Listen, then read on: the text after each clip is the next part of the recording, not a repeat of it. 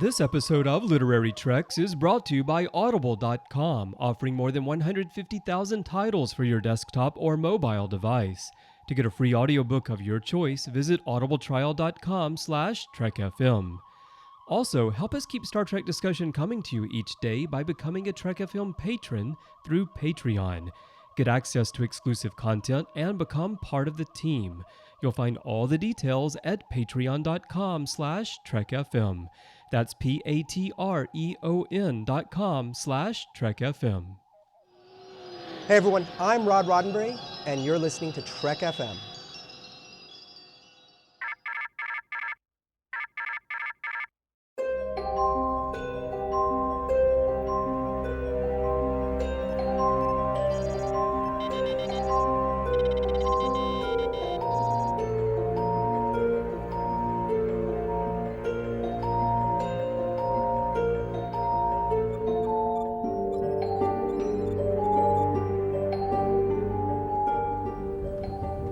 Are you taking all these books?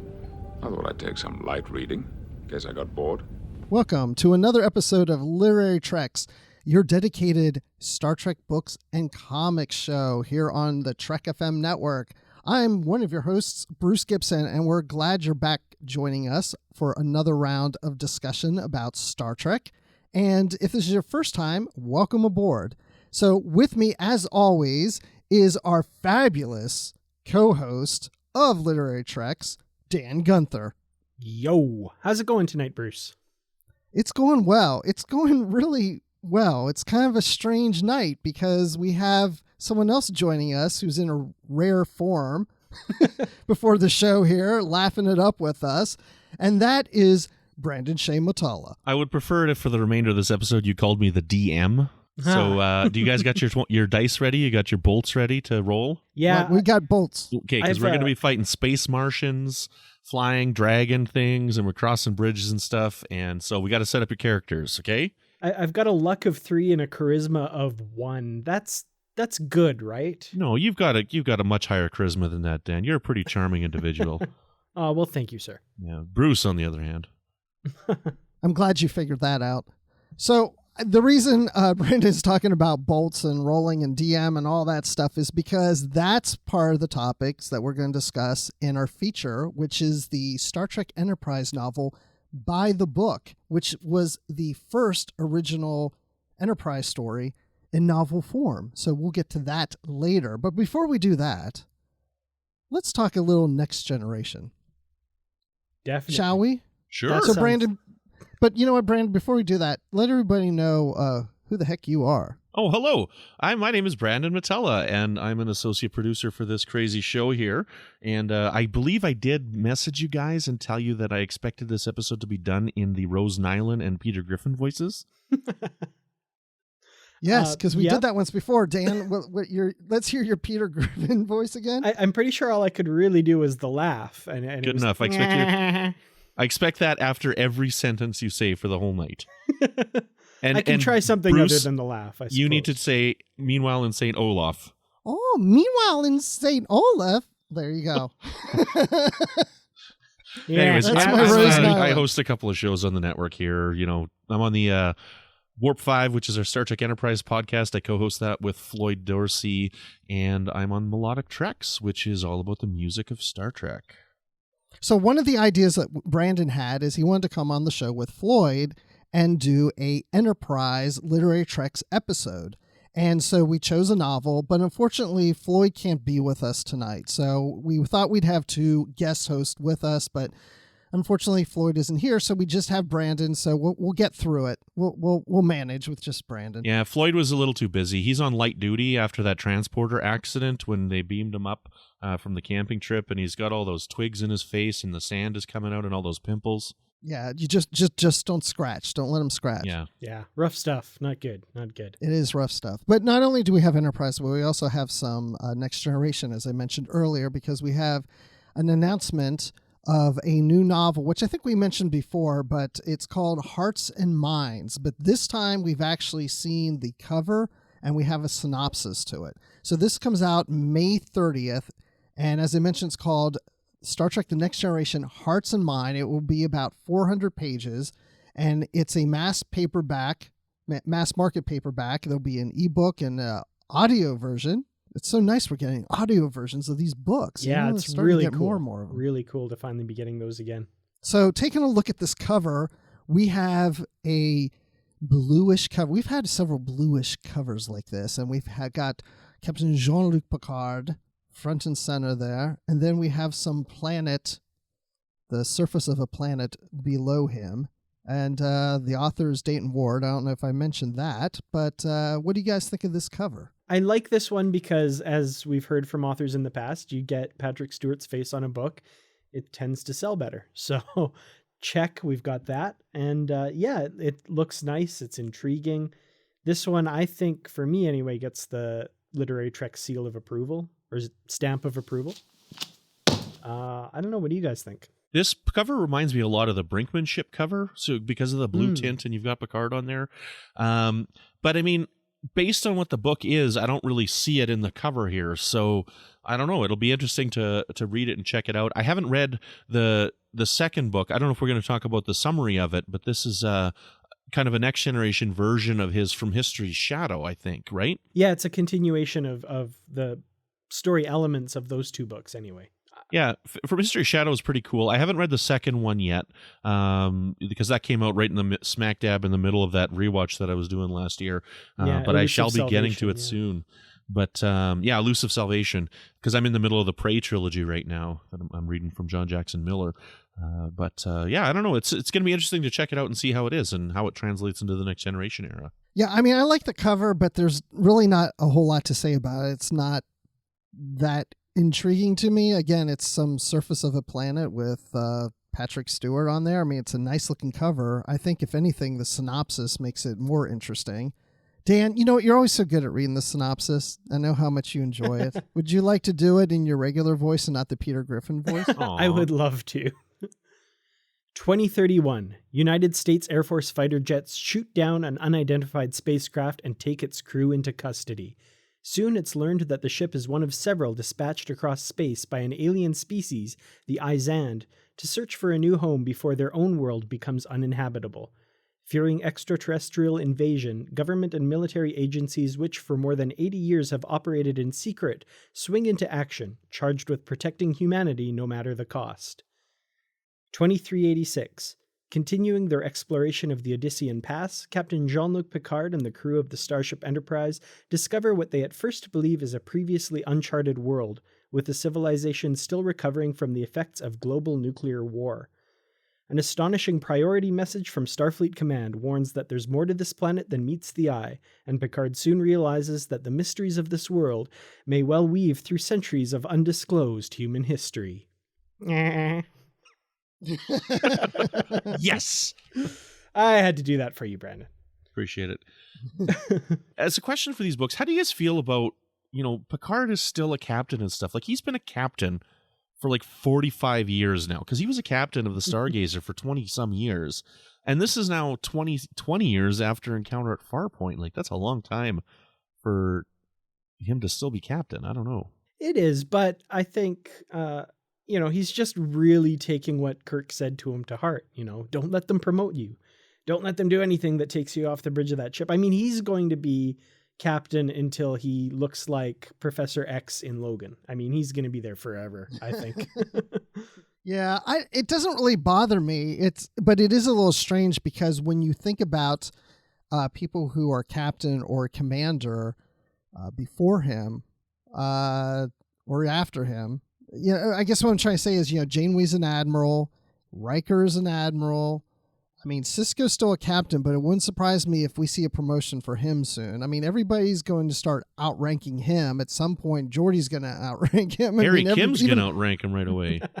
Which is amazing because it takes forever for him to get promoted.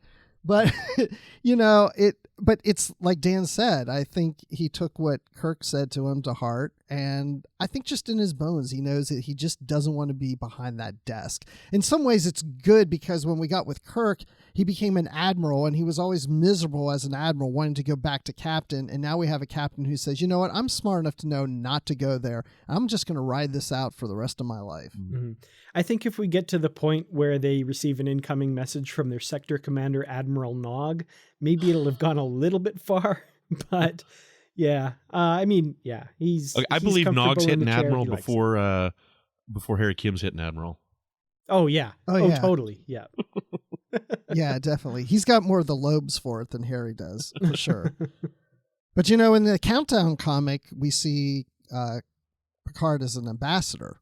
So maybe he'll be an ambassador by this time next year. Who knows? You never know. Absolutely. Okay, so let's go into the comics. And the comic that we're reviewing this week is Waypoint number 4.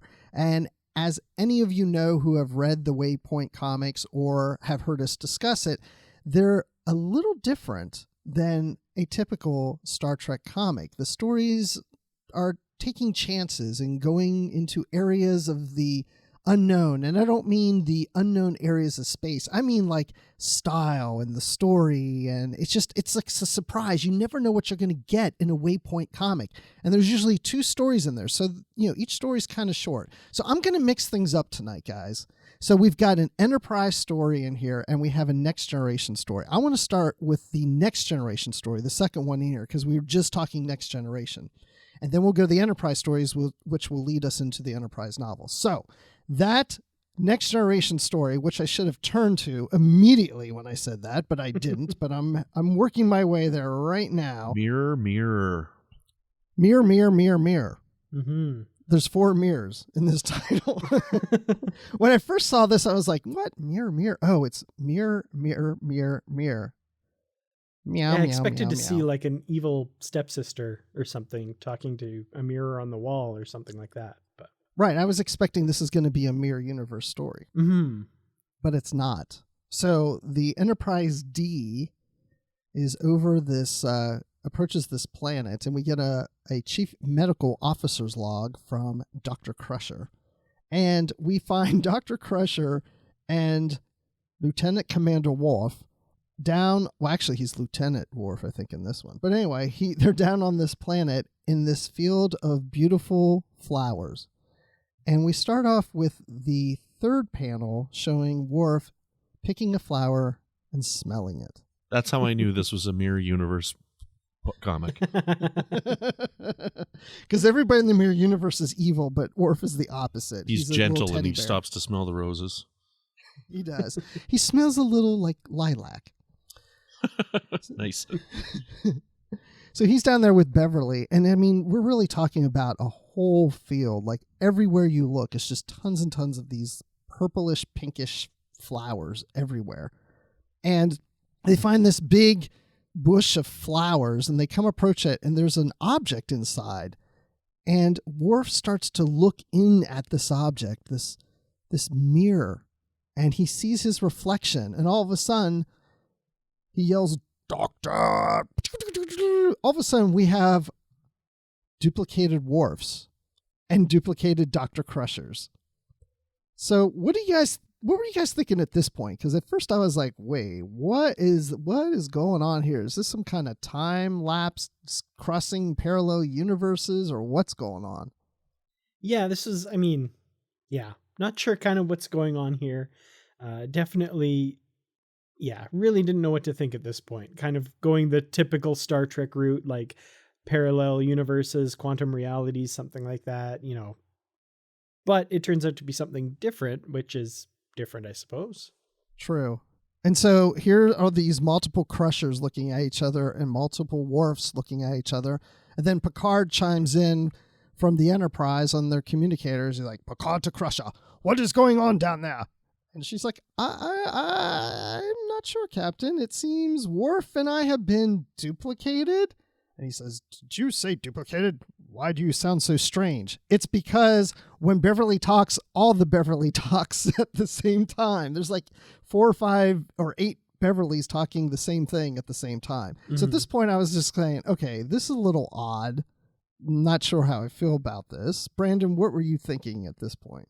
I don't know. I was wondering where they were going with it. Like, this is an odd story. And again, like, I don't know, like, this was the weakest Waypoint in general for me, I think, so far. Like, I've really enjoyed them up to now, but this story is just strange. And it's, I don't know, the ending is weird, and the ending just was not satisfying. And at this point of the book, I'm thinking, like, are they clones? Are they duplicates? Are they going to overtake the ship?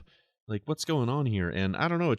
It felt weird, and it didn't seem quite right to me. It didn't feel like a Star Trek story to me.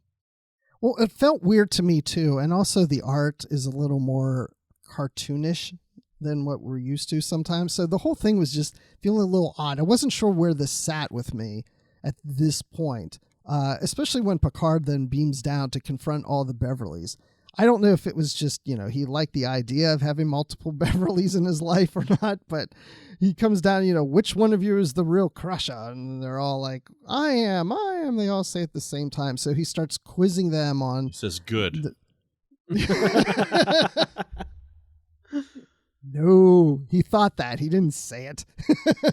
Oh, but he starts quizzing them on her honeymoon with Jack Crusher and a stray cat from the academy and all this to identify. Of course, they all know the same answer because we do find out that they are all duplicates of Crusher and Worf. So now at this point, Picard is asking Data, who's up on the Enterprise, for more sitting information. on the battle bridge or something. I have no wondering. idea where he is, but I just assumed it was the Enterprise. I wasn't sure if he was on a shuttlecraft or something. I wasn't too sure about that, but this is the one part of the comic I was starting to rub me the wrong way because every time Data spoke, Picard was like, shut up. Yeah, and it's just the same drawing of Data over and over and over again, too. He's just looking down at his computer in the exact same position, rattling off a bunch of stuff. And then Picard's saying, thank you, Mr. Thank you, Mr. Data. Yeah, thank you, Mr. Data. Like, if you go to that one page where there's, the 12 panels on it, right? And there's those two at the top and the bottom with Picard, and it's a yellow background. Like, does he not look like he could be standing right next to those guys on King of the Hill on the curb? I see that. I can see that. Talking propane? Also, this is really nitpicky of me, but he appears to be a lieutenant in all of these panels here. Lieutenant Picard. I didn't notice that until you were saying it, but you're right. Every panel, he's got 2 pips. That's really weird. I don't know how that got by.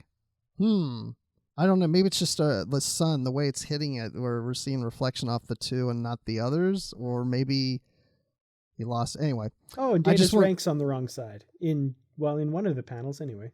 Huh. Weird. Anyway. Sorry. I'm getting really nitpicky now. Now I'm distracted. Okay, so let's jump ahead here. So we're trying to figure out why are we having all these duplicates. And we're even figuring out that the flowers are duplicates of each other.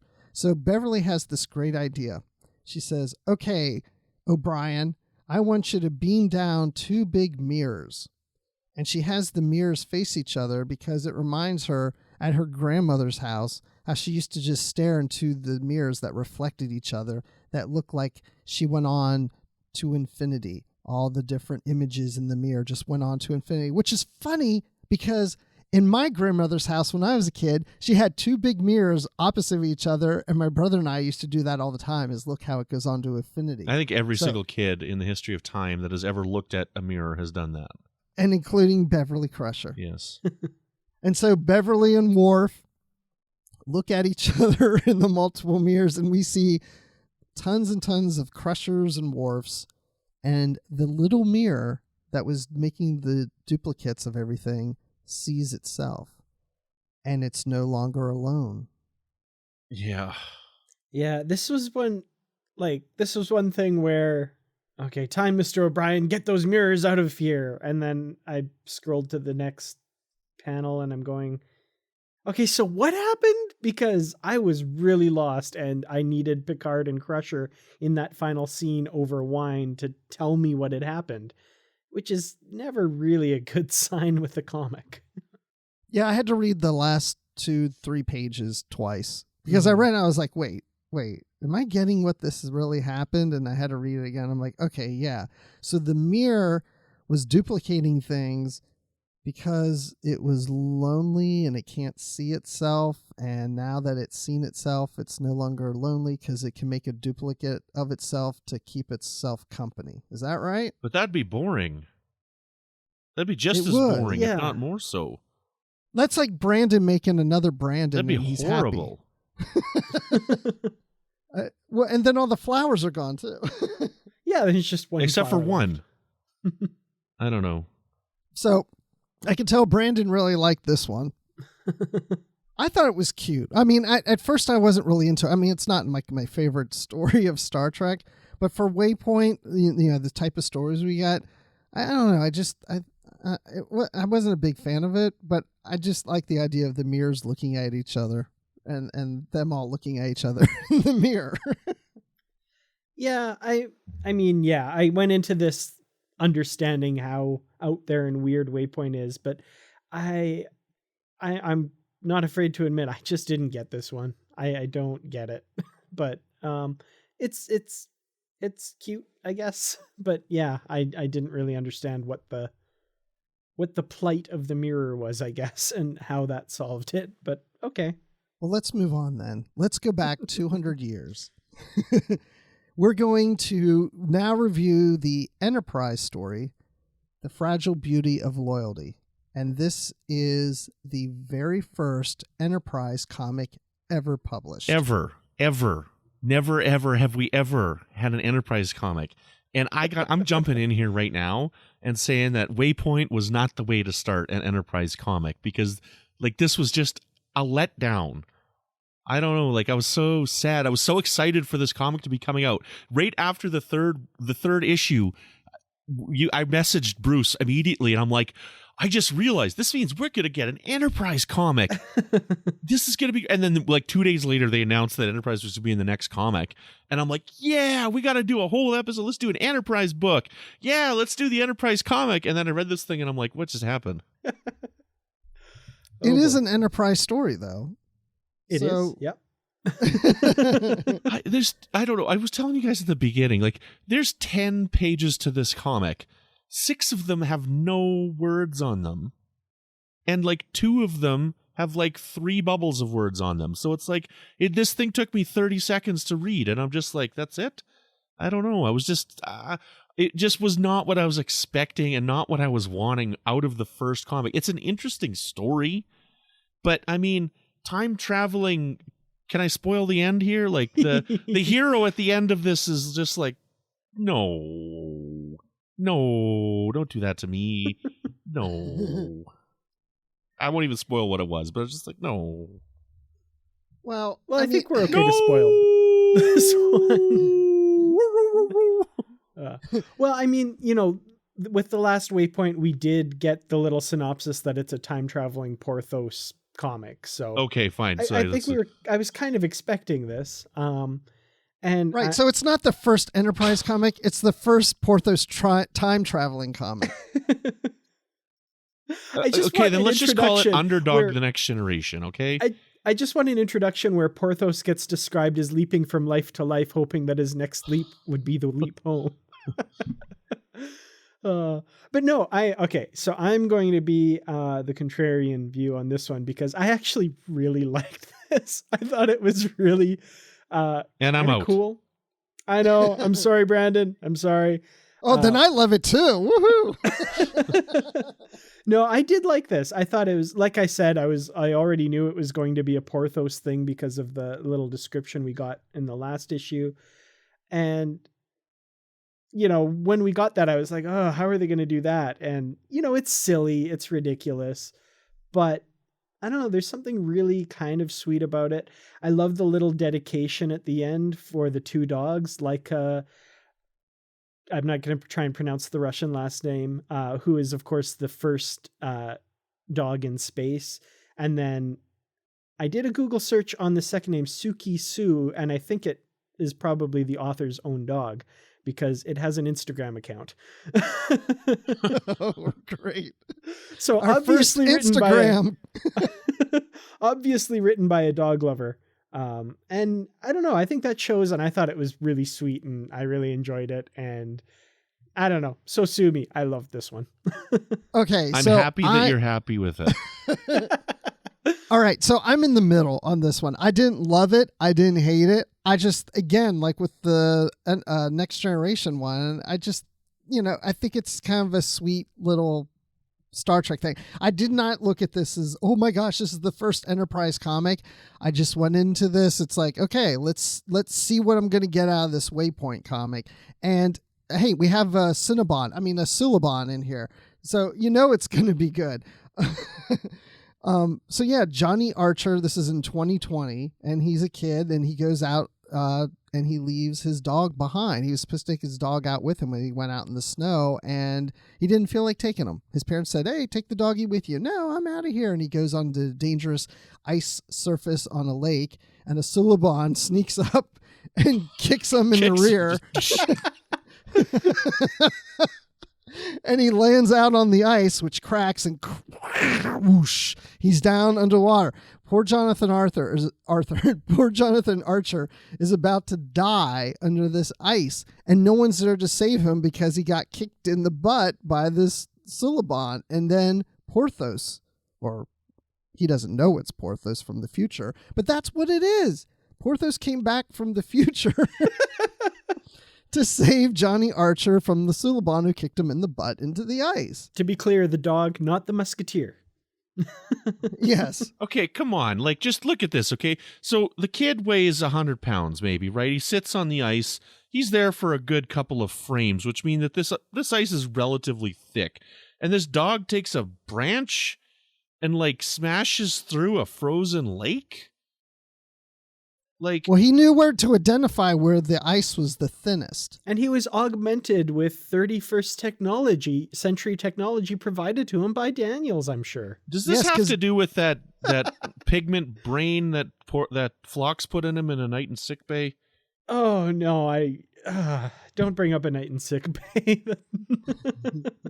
Yeah. I don't know. But he thinks it's not he doesn't know it's Porthos. He thinks it's the dog he left behind at home, the one with the Russian name. Yes. So, but then at the very end, the last page. Look at those eyes, the shock in his eyes at those two frames where he's just like.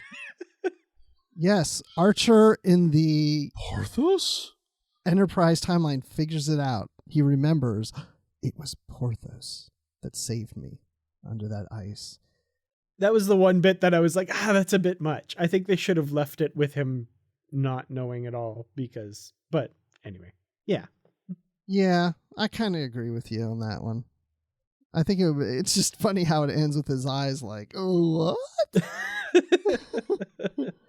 I don't know. These stories, I mean, okay, let's just talk about this real quick. I mean, Brandon, you said you like the other Waypoints. I mean, they're not, I would not say that these are Star Trek comics that if you're a big Star Trek fan that you need to get a thrilling, epic Star Trek story out of. Aren't these just more kind of these off-the-cuff, sweet for the most part, just little fun? I mean, a lot of times I think this is something my kids would like to read. My favorite Waypoint so far has actually been the Naomi Wildman one. I thought like that one was really cool, creative, and unique, and was perfect for this 10-page format. And most of the other ones haven't really been. Like the very first one where you had like, what was it, like Geordi in charge of the ship with the multiple datas?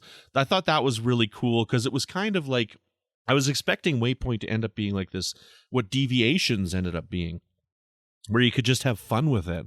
And for them to actually do something that's trying to fit in the continuity, and I don't know, it was just a letdown for me because I wanted more. I want Enterprise comics, and it was just a letdown because it was just not enough for me. You know, that's all. I mean, I was just expecting more, and I was excited for more, and it was 4 pages of reading and 30 seconds of my time. Like, I don't know. Yeah. No, and I mean, I totally get that. I understand, like, especially since you pointed out, and I hadn't really thought of it, that this is the first Enterprise comic. Yeah, that would be kind of a letdown. To me, just because I kind of was thinking about it beforehand and was like, I'm not going to put too much stock in this. And I liked it because it was an interesting, fun story. The TNG story in this one, I didn't like because to me, it just doesn't make sense. Weird. Yeah. Like I still don't get it. But the Enterprise one, beginning, middle, and end, it's a coherent story. And I thought it was kind of cool. But you don't get the mirror story because you're not a mirror. You're a person. Yeah. I'm not a mirror who yearns to look at other mirrors, I guess. Let's reflect on that. Boo. Oh dear. Okay, so my thoughts about Waypoint are that they've been interesting because they're so different from what we've gotten from Star Trek before. I liked even the Gold Key takeoff. That was a fun one. I've enjoyed some of them, but again, I think I'm good with them for now. Like I'll read every Waypoint that comes out, but if I want to get a Star Trek fix, this isn't what I'm looking for. I'm looking for like a solid Star Trek story. And these are just little fun, little side, sweet, kind of funny stories. And that's not what I'm looking for, but they're interesting. Yeah. It's worth checking out. Sarah Gatos, give us an actual Enterprise line of comics. Yes. Or a big graphic novel or something like that. That would be awesome. Okay, well, let's move on because let's talk about a novel. We're going to go into our feature here, but before we do that, which, by the way, is an Enterprise novel, so hopefully this is the first. So we talked about the first Enterprise comic. Now we'll be going on to the first Enterprise novel, original novel, because the first novel was actually the novelization of Broken Bow. But before we do that, let me tell you where you can contact us if you want to talk about Waypoint or Enterprise or the next generation. You can send us an email by going to trek.fm/contact. You can send us a voicemail by going to the website and look in the sidebar on the show page, or go to speakpipe.com/trekfm. You can go to Twitter and Facebook, just search for Trek FM. You can go to the Babel Conference on Facebook. That's our discussions group for the Trek FM network. And just search for the Babel Conference, BABEL, in that search field on Facebook. And then it will take you to the discussion group where you can sign up and we'll let you into the closed group to talk about Star Trek with us. And then we have our Goodreads group. If you go to goodreads.com and search for Literary Treks, you will see that we have a group in there where we're covering the books and having discussions. And it also shows you what's coming up on future shows. So that's how you can find us. And what we would really appreciate is some iTunes reviews. So if you can throw those out there on iTunes, that would be really helpful too, because that helps people find the show. So anyway, let's move on to our first Enterprise novel of all time in our feature. So in 2002, Enterprise came out with its first original novel, and it's called By the Book by Dean Wesley Smith and Kristen Catherine Rush. And I didn't read this book at the time. So this is the first time I've read the book. So in our discussion, we are going to review By the Book. This was recommended to us from Brandon. And I think, Brandon, you've read this one before. Yeah, I bought this when it originally came out in 2002. And I think this is probably the third time I've read it. But, there was only one part of the book that I actually remembered. And I didn't remember. The only part that I remembered was the fact that they referenced that transporter accident of that guy. And he was like scratching his face and they're like, stop doing that. That's all I could remember that was in the book because I thought it was so neat that they referenced something that happened in an episode. So, what about you, Dan? Did you read this at the time? I had not read this one at the time. So yeah, this was my first time reading it as well. So it was kind of nice to revisit season 1 era Enterprise. So, and also noted that Enterprise, not Star Trek Enterprise at the time, which is that's true. Interesting. That is true. It was just Enterprise for those first 2 seasons. So it's really odd because I was reading Star Trek novels. I've been reading them for 25 years or so, or whatever, since 1990. But for some reason, I never read any of the Enterprise novels till after the series ended. And I watched the series week by week as it premiered, but for some reason I wasn't reading the novels. I don't know why. So I never got to this one or any of the other real early ones. Well, there wasn't that many. There was only about 4 or 5 of them throughout the whole run of the show. That's probably why I didn't. Yeah, they didn't have very many. And I mean, like, I honestly have to say the marketing for this also, just the fact that the cover is that stock season 1 publicity photo that you had seen 100 times before the series even aired was kind of, I don't know. I had no real desire to pick this one up, even though there's kind of the guerrilla marketing that it's called Buy the Book. I didn't buy the book. But I think that has a lot to do with it, because when I picked up this one, I thought the same thing. I was like, oh yeah, I remember when this came out, but it feels, it has the stock picture on it from this, the series, and I'm used to like original covers. And I guess because with that cover, it just didn't seem original to me. So it didn't interest me at the time. I feel the exact same way. And I feel the same way today. I would like an original cover. I don't want just a cast photo. Mm-hmm. Yeah, this one would not have gotten the stamp of approval.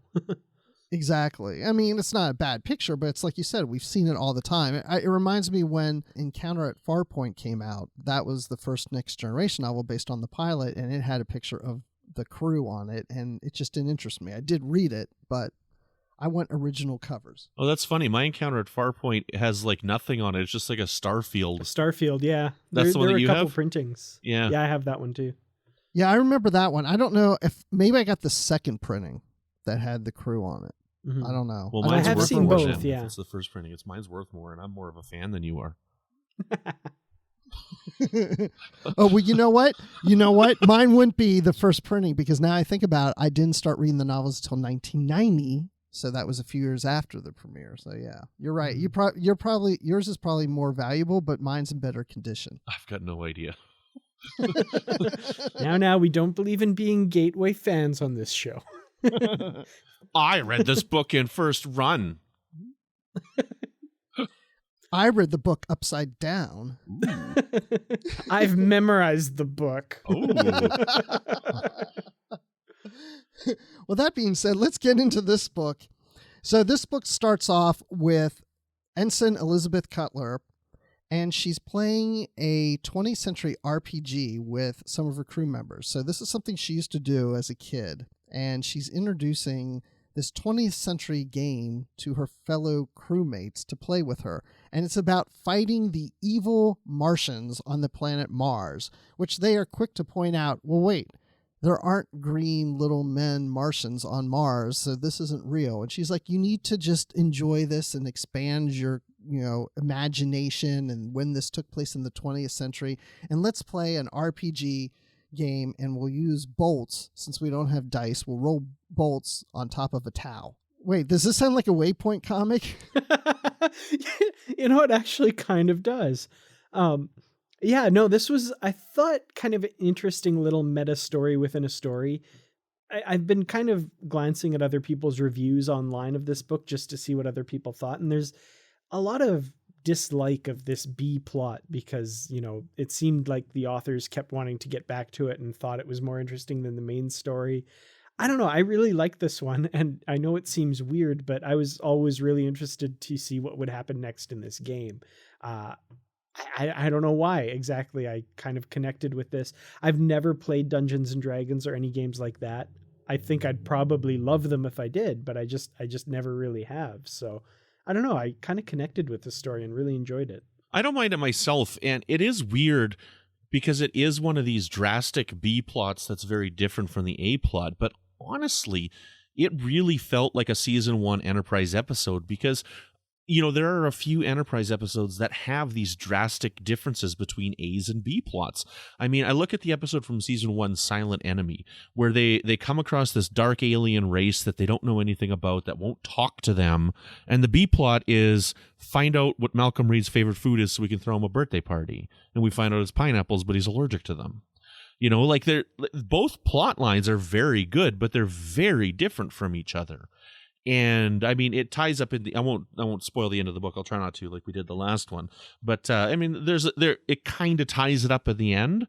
But it is weird because I don't think we've ever read a Star Trek book that has these clear A and B plot lines that are so different from each other. I like this B plot line for the same reason, Dan, you said it's. I was just interested to see how the game was playing out for these characters. I kept waiting to figure out what this had to do with anything else in the book. But if anything, I I just enjoyed watching them play the game. That's pretty much what it was like. It was like, being on the ship and just sitting there in the galley, watching them play and pulling up a stool and just watching them go at it. And we had Hoshi started the game, but then she had to leave it. And we had Alex Novakovich, whose name I will have some notes on later. But anyway. And Travis Mayweather and James Anderson. And James Anderson, who's the one that got the transporter accident? That was Novakovich. That was Novakovich. Yeah. So he was the one scratching his face, and they kept telling him, stop scratching from the transporter accident. So, but yeah, I just didn't really see what this story had to do with anything, but I just found it interesting. But it's like you were saying, it's like an early episode of Enterprise because they would have certain things like this. I remember my dad had not seen a Star Trek episode in the longest time. I don't think he ever saw Deep Space Nine or Voyager, and he came to my house when Enterprise was new on the air, and Enterprise was on that night. And I said, Dad, you haven't seen any of these new Star Trek episodes that have been on for the last 10 plus years. Sit down. I want you to watch this. And I don't remember the name of the episode, but it's the one where it starts off with Archer's reading letters from school kids.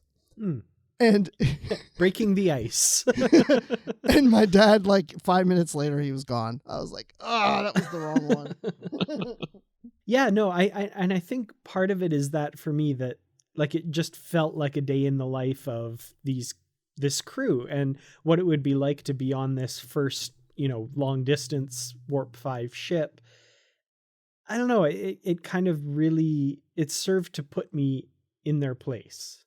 Yeah. It's like a day in the life of on the ship. And you got to entertain yourself because unfortunately, most of the time when you're on the ship, you're probably bored. There isn't much going on.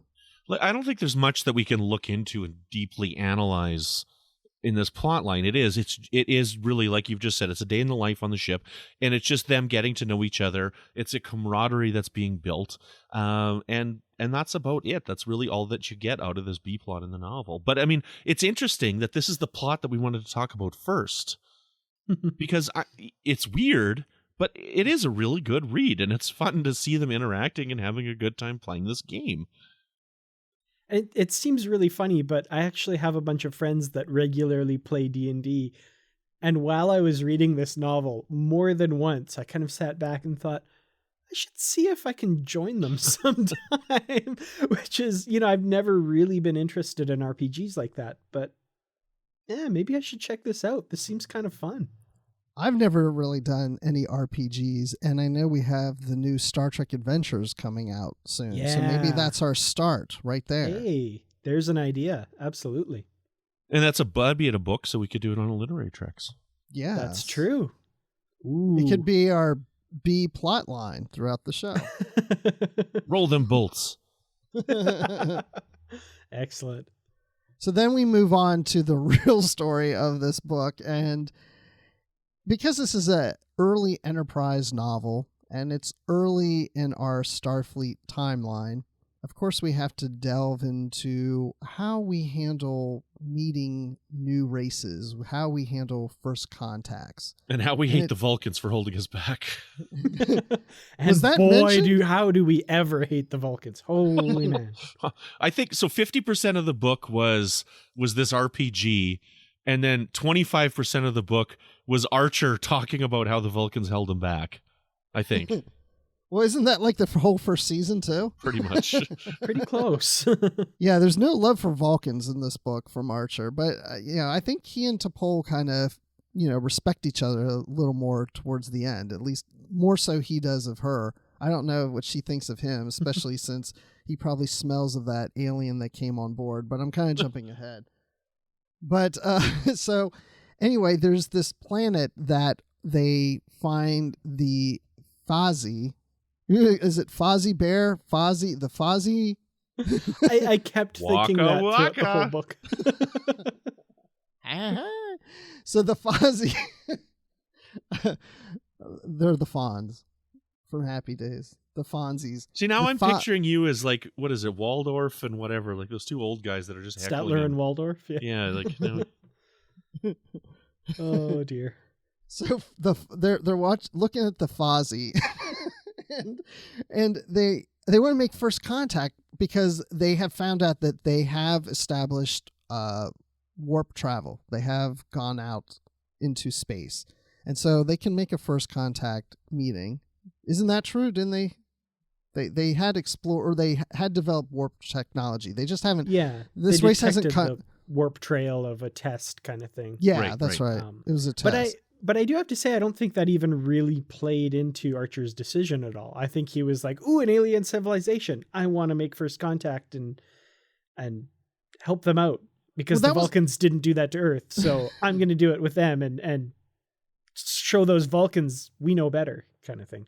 That was my least favorite part of this book, is the way Archer was portrayed, because you have T'Pol and Hoshi saying, "Hey, we're studying their culture. We want to make sure when we make first contact that we do it right. We need to figure out their language. It's a bit complicated." So, and Archer's like, I can't wait anymore. I'm just going down. I don't care. I'm going down. And of course, when he goes down, he starts to communicate with them, and he offends them because he talked when he shouldn't talk, and they all left the room. I don't know. To me, this felt like a early season 1 Jonathan Archer to me. He was very impatient at the beginning. I mean, I referenced Silent Enemy already, but I was actually picturing quite a lot his actions in that episode when he was down on the planet with the Fozzie and was like, "Hi, I'm Jonathan Archer," and they didn't say anything to him. Well, the Silent Enemy, they didn't say anything back to him, and he's just kind of like, what do I do now? And I found it very believable because Jonathan Archer is like, I just want to get to the action. I don't want to wait. I'm upset at the Vulcans. I'm tired of how they held us back, and I want to just go, and I don't want to take your advice. So to me, it was a believable portrayal of him. It is, but at the same time, I guess I have a hard time imagining him not listening to his crew. If it was just T'Pol saying not to go, he'd say, "Okay, there you go. Vulcan's trying to hold us back." But Hoshi was also telling him, "Sir, I don't think now's the time to go." But he did give Hoshi the benefit of the doubt. I know he only gave her another 24 hours, but he did listen when Hoshi said something more than when T'Pol did. I think, to me, the broad strokes felt very right, but at the same time, it almost felt like in some parts, just not the whole thing, but in a few cases, a little bit of a caricature of the idea of what Jonathan Archer was in season 1. Like, there's a lot of, people talking about the best Star Trek captains. There's a lot of people out there that really don't like Archer, and they always list, how bumbling he is and that kind of thing. And I feel like this, like some parts of season 1 to me, just took that a little bit further than I would have liked. Kind of in the same way that Chris Pine's Kirk is a bit of a caricature of what fans think of as Kirk sometimes, if that makes sense. Like, the broad strokes, I think, very much fit in Archer's character, but there were a couple things like, rushing down there before Hoshi thought it was probably proper to do so. Just seemed a little bit off to me. But keep in mind, like, this is the first novel. It came out, 2 months after the pilot aired, right? If this came out in... Here, let me take a look here, actually, because I've got the book here. So the publishing date on this is January of 2002. So it would have come out probably at the end of December, right? The first Enterprise episode was in October, right? And, I mean, the only episodes that they reference in here is Broken Bow and I guess it must be Strange New World, which is I think the third episode when they go down that planet. And I mean, so like a kind of like the Siege that we talked about a month ago. This is the first novel, and they didn't have much to go on. So to me, they did a really darn good job with what they had, and it fits with these early representations of the characters. So I don't know. So let's talk about that. So did the authors do a good job at getting these characters right and the story right of Enterprise when they had so little to go on? And yeah, I think that they really did. I mean, they gave Hoshi in here is doing a lot, right? More than she does in the show, and almost so is Mayweather, right? But I don't know. I think that they really got the tone of the way that Archer speaks. They really got the tone of T'Pol from season 1, early season 1, and the way that she ruffled up her nose and whatnot when he stank because he had that animal smell on him and whatnot. I believed the characters, and they felt like early season 1 to me. Yeah, I think, like I said, the broad strokes, I think the authors did a really good job portraying that feeling of season 1 Enterprise for sure. This is where I want to get really nitpicky because I'm a Star Trek fan and that's what we do. So first of all, Ensign Cutler. Nope, sorry, she was Crewman Cutler, not an ensign. It wasn't Alex Novakovich. In that episode, they said his name several times, and it was actually Ethan Novakovich. And Ensign Hoshi should be Ensign Sato. Yeah, Ensign Hoshi bothered me. But maybe they thought she was Bajoran. Yeah, maybe. But all that aside, yeah, no, they did, you know, all joking aside, they did do a very good job matching the characters and evoking that season 1 feel for sure. So what's the difference between a crewman and an ensign? Enlisted, well, a crewman would not. be an enlisted crew member, and an ensign would have been would be an officer. Gotcha, like O'Brien would be a crewman. Right, yeah. Well, Yeah. Chief Petty Officer, which is a higher grade than crewman, but yeah. They have their own grades that Star Trek usually largely ignores with a couple rare exceptions. I thought the novel read like an Enterprise episode. There was nothing in here that made me feel like these characters weren't true to the characters I know from the series. I thought it was a great job for an early novel to fit in so well. I've read other early novels of other series that didn't quite mesh well with the series and the characters, but this one definitely did. Again, my only nitpick was I just thought it was a little rushed on Archer's part to just, I'm going to go down and do that, but it didn't bother me that much. I totally get what you're saying, Brandon. I can see that. I guess maybe I would have liked it more if he was really doing it because not only did he really want to go down there, but he was just really ticked off at Vulcans and he feels like this is them again preventing me and I'm not going to listen to you. I'm just going to go out there like we should have done years ago. So we have 2 species on this planet. I always liked the way Archer said species. He was always mad when he said species. But we have the the Fozzies, and I don't like the name Fozzie. It was okay on page, but saying it out loud is a little odd. So I had a T in there, a T sound. It's probably a fotsy. Oh, that could be. Just as long as it's not a wet fotsy. Oh. No. Okay. Well, the funny thing is too that they are the exact opposite of Fozzie Bear, right? I mean, they're very, very structured. Their roads and everything have this perfect symmetry. All of their buildings look exactly alike. They have this incredible adherence to order and a controlled environment. So nobody says anything out of turn. Everything is done according to a pre-planned schedule. They have only one word for most things, whereas, for example, we have, 15 different words that all kind of mean the same thing for one thing. In Canada, we've got 15 different words for donut. There you go. Exactly. I mean, in Saskatchewan, they call hoodies bunny hugs. We've bunny hugs, man. Bunny hugs. Coming out the wazoo. I mean, we got donuts, we got crullers, we got, what else we got, Dan? We got long johns, we got Timbits, we got donut holes. Oh, we've made the Americans scared and alone, so we should probably knock it off. No, I want to try all of those. Okay, Tim Horton, what do you have to say, Brandon? So I want to talk about something first. So this other race, I'm sorry, I'm bad with names. What was the other race called? The Hippon, I believe. The Hippon. Okay, I totally pictured those like scarab beetle type things from the Dark Crystal. Oh, yeah. Okay. I can see that. I totally pictured those. That's what they look like with those big claws and like the legs and scuttling around. I don't know. That's just what I pictured when I was reading this. I could not get that image out of my head. I like the idea of these 2 races on the planet and how the one, because of something, I'm not going to give any spoilers this time, because of something of the one species caused the other species to be rigid, to be unbending.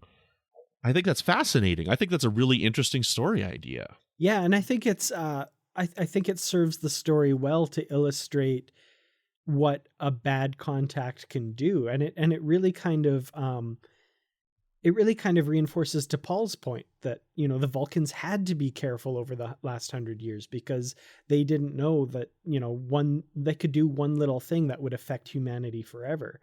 And that's the position that Archer is in now with making contact with the Fozzie and the Hippon, who, interestingly, which I thought was also just a really a side thing that I thought was really cool.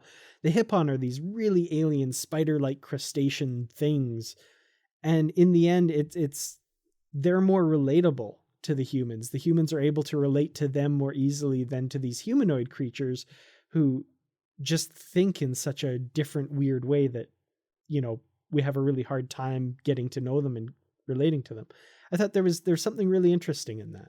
The rigidity of that thought process and how they only have one word for everything, man, that would be some boring podcasting. Well, they didn't say they do podcasting. But they do eat donuts. They do eat donuts. Can you imagine that podcast, though? That I hadn't thought of that. That would be, wow. Well, I thought the aliens, Dan, I was thinking the exact same thing. These spider-like creatures you would think are less like us, but they were more like us. We had more to relate and communicate with them more efficiently than we could with the humanoid race. And the humanoid race was really behind an advancement than the spider-like race. And so, in other words, you can't just judge something by it being familiar and thinking that it has more in common with you just because it looks like you. It's like looking in a mirror and seeing doubles of yourself. And doubles of those flowers. Well, I find it really interesting that, like, at the start of this novel, they come to the planet and they see the two species, right? They see the humanoids and they see the weird ones. And they outright say, like... The weird ones. Yeah, like let's not make first contact with them. I'm okay staying away from that continent. Ooh, those are weird. But let's talk to these humanoid species. And yeah, the fact that that gets reversed is really interesting and really reflective of a theme of season 1 of Enterprise 2, which is challenge your preconceptions. That's a big theme throughout season 1 of Enterprise. And we really see that played out here. Yeah, I think it's interesting, their judgment, too, that these two races couldn't be from this planet. They couldn't both be native to it. One had to come from somewhere else. And they at first assumed the humanoids must have come to this planet because the spider-like creatures were underwater and seemed less developed, but it was the opposite of that. So let's talk about Vulcan logic versus human impulsiveness. Now, whose idea was this to talk about that put in the show notes? I blame Dan. All right, Dan. What do you have to say about this? So we've kind of already touched on it a little bit, but this book, see, it really does feel like an episode. It does. This book features that debate between the worldview of the humans and the Vulcans. So, to Paul's idea to hold back and to do more research and that sort of thing versus Archer's impulsiveness. I'm basically kind of wondering, like, does this book do a good job in framing that debate? And I think kind of specifically, there's a couple of moments like when Archer and T'Pol have the private conversation in the ready room. And you really kind of get things from T'Pol's perspective a little bit, like as far as what Archer thinks T'Pol thinks of him and the missteps that she's making. I don't know. What did you guys think of that whole debate between Archer and T'Pol and representing Vulcans versus humans and how they deal with the world? Well, again, to me, it just felt like a debate that was happening multiple times throughout season 1. So I guess I didn't really pay too close of attention to it while I was reading it, because it did feel like something that we had seen multiple times throughout season 1. I think I really liked that scene in his ready room because it was really a chance for the two of them to come to terms of what he's expecting and what she wants to give him. And I don't think right away he understood what she was trying to do or where she was coming from her standpoint, and vice versa. She wasn't understanding why he just didn't want her to be honest with him. And while there's certain times she can say something in front of the crew and other times they need to take it off the side. And from her standpoint, it's like, well, don't you just want to know? Why do I need to go out of my way to take it somewhere else or whatever. And I felt like at the end of that scene, I think they both, not fully, but took a step forward in understanding where each is coming from, because their backgrounds and their cultures are so different, and we're trying to work together on this.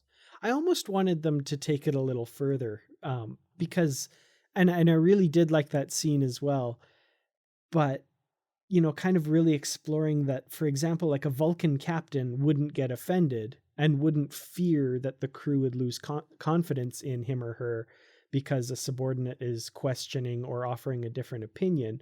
Whereas among humans, like, it's our emotions, it's all these emotions that come into play that really fuel that sort of thing. So confidence in your captain, and fear of losing command, and embarrassment, and being offended. I think I would have liked to have them to have gotten to that point a little bit more in that debate, but they kind of steered away from that towards the end. I don't know. It was just a little observation I had. So we're getting close to the end of this. So I want to ask you guys about the B storyline versus the A storyline. Are there any similarities between the two? Is there some kind of connection that makes sense for these two stories to play together? I think that the main thing is, don't just assume, communicate and ask your other people for information and try and get as much information as you can. Because I don't know, the last question that's asked in the role-playing game, Cutler's like, I thought you'd never ask. And I don't want to give it away, because I really think this book is worth a read. And I mean, you know, we've talked a lot about the book, and we talked a lot about things that have happened, but I don't think we've spoiled the book. And there's a lot of really cool things in this book. So I think that it took them a long time to get there, but there is something in the game that relates back to the main plot line of the book.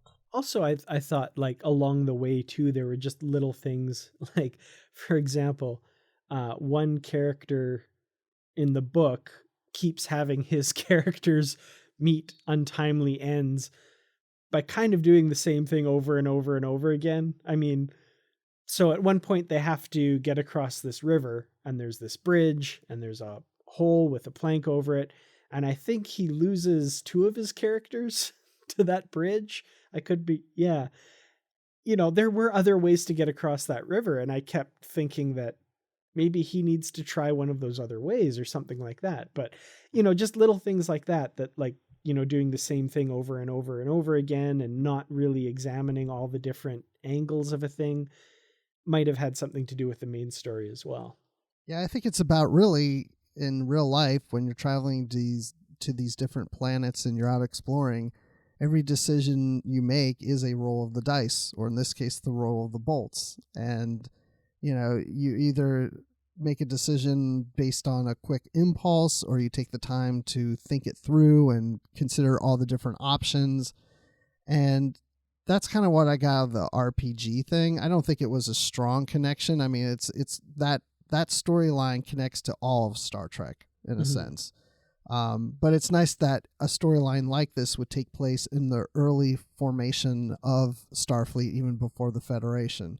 So I liked it. So it sounds like we all like this book. So I'm just curious, Brandon, how would you rate this book on your own scale? On my own scale, I recommend it. I think you should go out and read it. I think it's a lot of fun. I think it feels like an early adventure, like we've said. I really like Dean Wesley Smith and Christine Catherine Roosh as authors, and I think this is the first time that they've actually been covered on, you know, 100 and however many episodes of Literary Treks now. I think this is their first book, and I remember really liking their stories a lot back in the 90s and early 2000s. So I'm very happy that we've gone back and explored this, and my rating for this book would be a charisma roll of 8. Ooh, that's pretty good.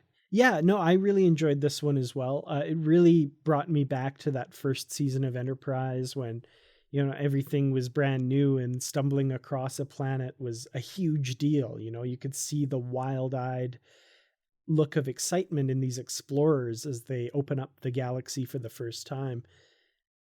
And I really enjoyed the two cultures on the planet, and that whole world building of these people I thought was really fascinating. And in a lot of ways, I almost think things on the show should have taken a page from this book and been a little bit more alien, a little more weird and that sort of thing. But, that's kind of typical for Star Trek as a whole. But yeah, I mean, this was a solid book. It wasn't spectacular to my mind. I did enjoy it. I would probably have to say I'd give it a roll of 3.5 out of 5 because one of the bolts has just a little bit of the paint chipped off it. I'm right there with you guys. I like it. It's an early Enterprise story. It fits well within that first season. I like that through the role-playing game that we got to know other crew members on the ship, a little more detail that connected to the series, almost like the lower decks.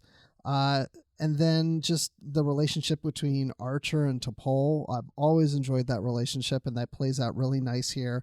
Maybe if there's one thing I would change, maybe a little bit more of Trip in this one I would have liked to seen, and a little more of Reed, but I didn't really miss them that much in this story.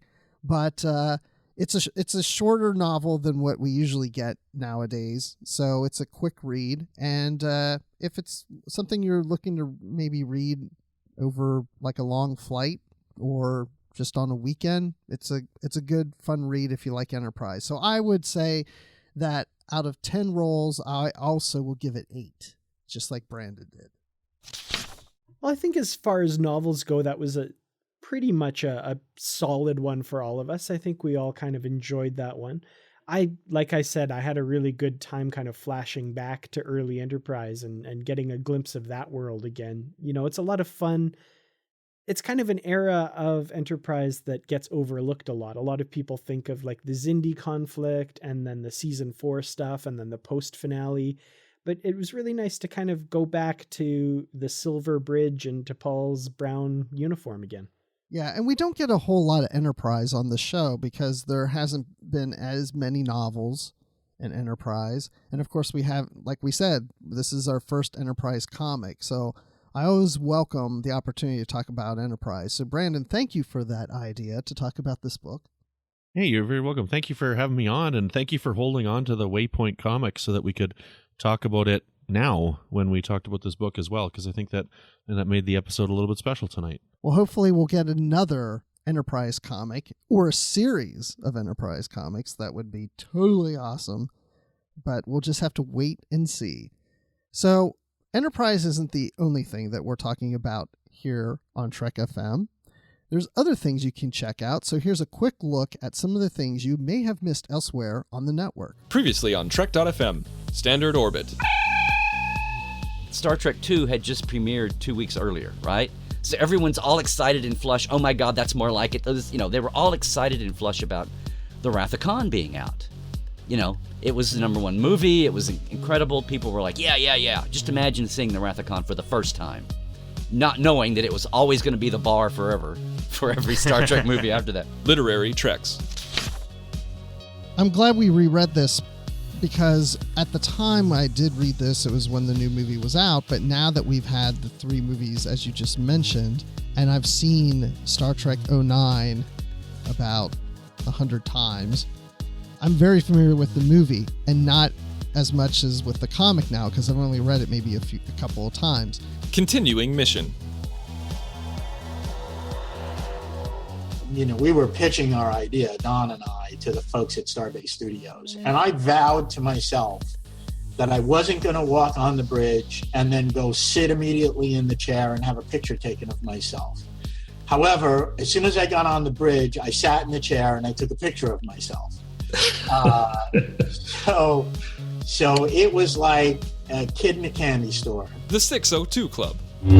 I think the problem we have, and this is just in general of all the new canon books, these books are not going to succeed unless the author focuses on 1 or 2 characters and just focuses on building a character as much as they can. I felt this was more, just like you were saying, this is just more story of what's going on and not really about who these people are and why I should care about them. And that's what else is happening on Trek.fm. Check out these shows and find out what we're talking about in your favorite corner of the Star Trek universe and beyond. You'll find us wherever you get your podcasts. And if you're an Apple user, be sure to hit the subscribe button. That really helps out and makes it easier for other listeners to find the show as they search iTunes. Hey, and if you're not an Apple user, we've got you covered as well. You can find our shows on Stitcher, TuneIn, Spreaker, SoundCloud, Windows Phone, and of course, you can stream and download the MP3 file from our website at trek.fm and grab the RSS link as well. Another way you can help us keep all our shows coming to you each week is to become a patron of the network on Patreon. If you visit patreon.com/trekfm, that's patreon.com/trekfm, you'll find our current goals and different milestone contribution levels along with all the great perks we have for you. These perks include early access to content, exclusive content, producer credits, seats on our current development team, and more. And we really appreciate your support. And you know, one of our supporters of Literary Treks is with us tonight. And if you're a supporter of Literary Treks through Patreon, you can also be an associate producer, just like our friend here, Brandon-Shea Mutala. That's me. And also we have Greg Rosier and Ken Tripp, who also support Trek FM and are associate producers of Literary Treks as well. So, Brandon, when you're not rolling bolts, where can people find you? Well, you can find me here on the network with new episodes of Melodic Treks, which is all about the music of Star Trek. And you can find me as well with Floyd co-hosting Warp 5, which is our dedicated Enterprise podcast.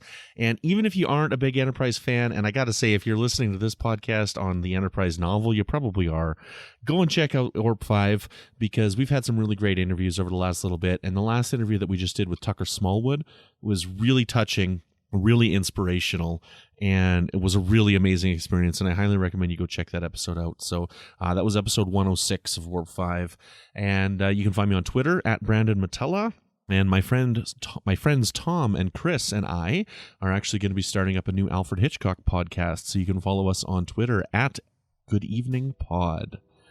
And Dan, when you're not picking your sand pimples, where can people find you? Well, you can find me. I have an Instagram that's Kurtrats47. I will not be taking selfies because of the aforementioned sand pimples, though. You can also find me on Twitter at Kurtrats. That's Kertrats. You can find me on YouTube.com/KurtratsProductions. You can find me on Facebook.com/KurtratsProductions. And you can find me in the Babel Conference commenting on every once in a while something to do with Star Trek. And Bruce, when you're not washing that alien slime off you that smells like really bad fish, where can we find you? Well, once I'm smelling better, you can find me eating donuts anytime I'm in Canada, and they all have different names, which I'm very excited about. You can also find me on Twitter. I'm at Admiral_Rex. And I also talk Star Wars on the Star Wars Report podcast with Riley Blanton and Mark Hurleman. And I will be at Star Wars Celebration in mid-April. So if any of you are attending that convention, let me know, and love to meet you in person. And of course, you can always find me in the Babel Conference. So now you know where to find all of us. So we want to thank you all for listening. And until next time, live long and read on. What do you call that, light reading? To each his own, number one.